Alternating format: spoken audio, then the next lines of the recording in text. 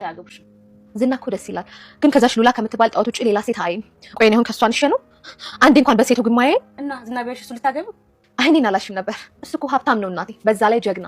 የእሱ ጀግንነት ባፍንጫ ይውጣ። አውሬ ነው። የሚወዳት ልጅ ሳትፈልግ ሳትወደው በጉልበት የሚያኖር ጀግና ሳይሆን ጅል ነው። እኔም ቤቱ ቢያስገባኝ ልክ ነበር የማስገባው። አንተ ስለ ወንዶች የት የምታውቂው ነው? እንግዲህ መሞከር ነው። ብሩክ እንደሆነ ድጋሚ ቢፈጠር እንኳን አንቺን ይቅር አይልሽ። እኔም አልፈልገውም፣ ግን ዝናን ማጥመድ አለብኝ። አሁን ደግሞ ሉላም ስለሌለች ብቸኝነቱን ምናምንም ስላየው ያው አሁን እድሌን መሞከር ያለብኝ ሰዓት ነው ብዬ አስባለሁ። እንግዲህ ያሳካልሽ ከማለት ውጭ ምንም አለልሽ። በደንብ ነው የማሳካው። ወንድ ልጅ እንዴት ማንበርከክ እንዳለብኝ በደንብ አድርጌ ነው የማውቀው። ግን ሉላ እሺ ያለች፣ እሱም ደግሞ ታውቋት ብሎ ነበር። አንተ ልክ ነህ። ሞገስ ግን ሸዋሽ ነበር ማለት ነው። ታዲያ ለዚህ አይደለ ዘመን ጠብቆ አድብቶ ይመጣው። አሁን እኮ በዚህ ሰዓት ሉላ ከሞገስ ጋር እየቀበጠች ነው የሚሆነው። አንተ ግን ነው አሁን በዚህ ሰዓት እሷን አትቆጥ ትቀጥላለህ። ምን ማለት ነው? አንተም እድሉን ተጠቀምበት ማለት ነው። ማለት ሉላ ከዝና ቤት አለመኖሯን ስታረጋግጥ ዝናን ማጥመድ አለብኝ በማለት የምሽት ልብስ ለብሳ በማታ በጨለማ ወደ ዝና ቤት ትከሰታለች። ዝና ሞገስን በሷ በኩል ለማስገደል ሲል አጉል ወዳጅነት ከሷ ጋር ተቀራርበው ነበርና እንዴት በዚህ በማታ ተከሰትሽ? እንዴት በዚህ በማታ ወደ ቤት የመጣሽ? እያላት ነበረ። ማህሌትም አንዳንድ ጥያቄዎች መጠየቅ ጀምራለች። ከልጅነቱ ጀምሮ ምን እንዳሳለፈ እንዴት እንዳደገ ለመጠየቅ እየሞከረች ነበር። ዝና በዱላ እየተደበደበ እንዳደገ በዛም ምክንያት እንደዚሁ በቀለኛና አመፀኛ እንደሆነ እየነገራት ነበር። ከሉላ ጋርም እንዴት እንደተገናኘ ትጠይቃለች ማህሌት። እሱም ከሞገስ ጋር ስትሄድ መንገድ ላይ አግኝቻት ወዲያውኑ እንዳየኋት ነበር ልቤ ስንጥቅ ያለው። እሷን ባላገባት ኑሮ ወዲያው ነበር አባቴ ደግሞ ይጃት ወደ ቤት ስመጣ ለእናቴ የሰርግ ድግስ እንድታዘጋጅ የነገራት ይል ነበረ። ዝና እንደ አባቴ ይወዱሃል ማለት ነው ትላለች። አዎ በጣም ይወደኝ ነበረ። እኔ ሉላን ባላገባት ኑሮ ሞገስን አይደለም እኔ አባቴ ነበር ከኔ ቀድሞ የሚገለው ይላታል። አባት በጣም ይወድሃል ማለት ነው።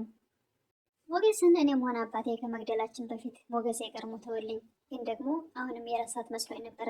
አሁን ለካ እሱ አሁንም ቢሆን ልቦ አልቆረጠም እያለ ሁሉን እያንዳንዱን እየነገራት ነበር። ሉላ በዚህ ሰዓት ከሞገስ ጋር የምትፈልገውን እያደረገች ይሆናል። አንተ ግን በእሷ ናፍቆት እየተቃጠልክ ነው፣ አንተም እድሉን ተጠቀምበት እያለች ለማማለል ትሞክራለች። የምን እድል በማለት ነገሩን ሲረዳው በጥፊ ጧ ያደርጋታል ዝና።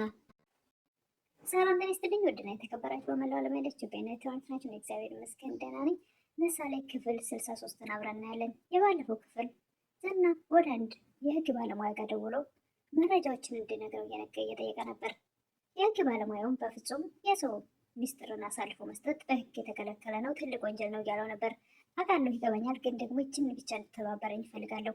እኔ ለህግ ለመጥፎ ለወንጀል ሳይሆን ባለቤቴን ስላገቱብኝ ነው እያለ ለማባበል ሞክሮ ነበር። ሰውየውም በፍጹም ይሄ ነገር አይቻልም እያለው ነበረ። ዝናም ሉላና ሞገስን በቀላሉ ማግኘት ስላልቻለ እጅግ በጣም ተበሳጭቶ ወደ መጠጥ ቤት ሄዶ መጠጥ እየጠጣ ለማህሌት ይደውላል። ሞገስና ሉላ ያሉበትን ታሳየው፣ የሞገስን አድራሻ እንድትሰጠው ይፈልጋል። ማህሌትም ወደ ሱስ አርፍዳ ስለመጣች እንዴት ይህን ሁሉ ትቆያለሽ? እኔ ብርኩ መሰልኩሽ እያለ የተቆጣት ነበረ። እሷም ታክሲው ወረፋው ምናምን እያለች ስለነበረ ይህንን ሁሉ የታክሲ ምናምን የምትይውን ነገር ለመገላገል ከፈለግሽ ቶሎ ሞገስን ማስገደል አለብሽ እያላት ነበር። ማህሌትም ምን እኮ እየሰራሁ ነው፣ ምን ማድረግ እችላለሁ? ግን ደግሞ እናቱም ሐዋሳ ገብታለች ተብሏል ትላለች። አይደለም ከሐዋሳ የትኛውም ዓለም ትግባ፣ እኔ ለሉላ የማልሆነው ነገር የለም እያለ ነበር። ሉላና ሞገስም እንደ ልባቸው ፈታ እያሉ ነው። ብዙ ዓመታት ተለያይተው የነበረውን ፍቅራቸውን እየተገላለጹ ነው። እሱም እንኳ ከደሽኝ እንኳን ቢሆን ልቤ እያመነ ሁልጊዜም አፈቅርሽ ነበር፣ ወድሽ ነበር፣ ከልቤ አጠፊም ነበር ይላል። እኔ እኮ አልካድኩም፣ ለአንተ ብዬ ነው ብዙ መስዋዕት የከፈልኩት ትላለች። አዎ እኔም አልክድህ፣ አንተ ማጥ ሁለታችንም አንጠላላም፣ በልባችን እንተሳሰብ ነበር እያለችው ነበር። አሁን እሺ ምንድን ነው የምትፈልጊው? ምን ላምጣልሽ? ምን ያስደስትሻል? ይላል። አይ ይቅርብን፣ አትውጣ፣ እኔ ምን አማረሽ አትበለኝ፣ እርጉዝ አይደለሁም፣ ባለፈው አየር አማራኝ ብዬ ወጥቼ ነው እንደዛ ጉድ ያደረገን ዝና እያለችው ነበር። ኤፍራታ ማህሌት ተክዛ ስታያት ምን ነው ምን ሆነሻል ትላታለች። ምን ላድርግ ብለሽ ነው? ሁሉ ነገር እየመረረኝ ነው፣ ዝቅ ዝቅ እንጂ ከፍ ከፍ ማለት ቀረ ትላታለች። ምን ነው በዝና ተስፋ ቆረጥሽ እንዴ ትላለች ኤፍራታ። ማህሌትም አልቆረጥኩም፣ ግን ደግሞ ምንም ስሜት እየሰጠኝ አይደለም ትላለች። አሁን አይንሽን ገለጥሽ ማለት ነው ማህሌት ትላለች ኤፍራታ። ከብሩክ ጋር ስትኖር የነበረሽን ክብር ወይም ደግሞ ሞገስ አሁን ላይ የለም፣ ባዶ ነሽ፣ ቅልል ብለሻል ከሱ ጋር ከተለያየሽ ትላታለች። ምን ማለት ነው ትላለች ማህሌት። ማለቴ ባለትዳር ነበርሽ፣ ክብር ነበረሽ፣ ጸጋ ነበረሽ፣ አሁንስ ትላለች ማህሌት። ከብሩክ ከተለየሽ ጊዜ ጀምሮ እኮ ቅልል ብለሻል ትላለች ኤፍራታ። ክብርሽ ዝቅ ብሏል ትላለች ኤፍራታ። ማህሌትም እኔም እየተሰማኝ ያለው እሱ ነው። ከብሩክ ጋር ያለው በጣም ደስተኛ ነበርኩ። ጧት ስነሳ ደስታ ነበረኝ። አሁን ግን ስነሳ ሀሳብ ነው፣ ጭንቀት ነው፣ ይሄ ጎደለ ነው። ምን ታደርገዋለሽ? ያለሽ አማራጭ ዝናን ጠበቅ አድርጎ መያዝ ነው ትላለች ኤፍራታ። ማህሌትም ከምር ከብሩክ ጋር መለያየቴ በጣም እየጸጸተኝ ነው ትላለች ኤፍራታ። ምንም ዋጋ የለው ጅብ ከሄደ ውሻ ጮኸ ትላታለች ማህሌት።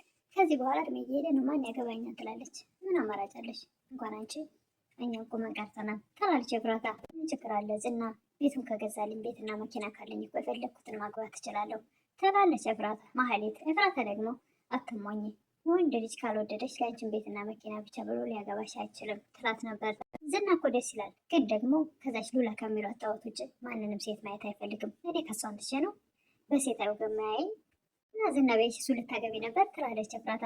አሁና አገባዋለሁ፣ እሱ እኮ ሀብታም ነው እናት፣ በዛ ላይ ጀግና። ጀግንነት አይደለም ይሄ አውሬ ነው፣ የሚወዳትን ልጅ በግልቦት አስገድዶ አስሮ የሚያኖር ትላለች ኤፍራታ። ይህ ጀግንነት ሳይሆን ጅል ነው፣ ጅልነት ነው ትላለች ኤፍራታ። የቤቱ ቢያስገባኝ ኑሮ ልክ ነበር የማስገባው አንቺ ስለ ወንዶች ታውቂያለሽ ትላለች ኤፍራታ። ማህሌት ለኤፍራታ እንግዲህ መሞከር ነው ትላለች ኤፍራታ። እንደሆነ ድጋሚ እንኳን ቢፈጠር አንቺን ዞር ብሎ አይሽም ትላታለች። እኔም አልፈልገውም፣ ግን ደግሞ ዝና ማጥመድ አለብኝ። አሁን ደግሞ ሉላም ስለሌለች እድል የመሞከር ያለብኝ ሰዓት ነው ብዬ አስባለሁ ትላለች ኤፍራታ። ማህሌት እንግዲህ ይሳካልሽ ከማለት ውጭ ምንም አልልም ትላለች ኤፍራታ። ማህሌት በደንብ ነው የሚሳካልኝ፣ ወንድ ልጅ እንዴት ማንበርከክ እንዳለብኝ እኔ ነኝ የማውቀው ትላለች ማህሌት። ማህሌት ግን ያሰበችው ሳይሳካ ለማማለል ስትሞክር ጭራሽ ጥፊዋን ቀምሳለች። እና በአሁኑ ሰዓት ከሞገስ ጋር እንደፈለገች እየሆነች ነው እና አንተም ከኔ ጋር እድሉን ተጠቀሚ ማለት ሀሳብ ስትሰነዝር ዝና በጥፊ አድርጓታል። እንግዲህ ለዛሬ ይዤ የቀረብኩት ምሳሌ ድራማ ክፍል 63 ይህን ይመስል ነበረ። በቀጣይ እስክንገናኝ መልካም ቆይታ እላለሁ።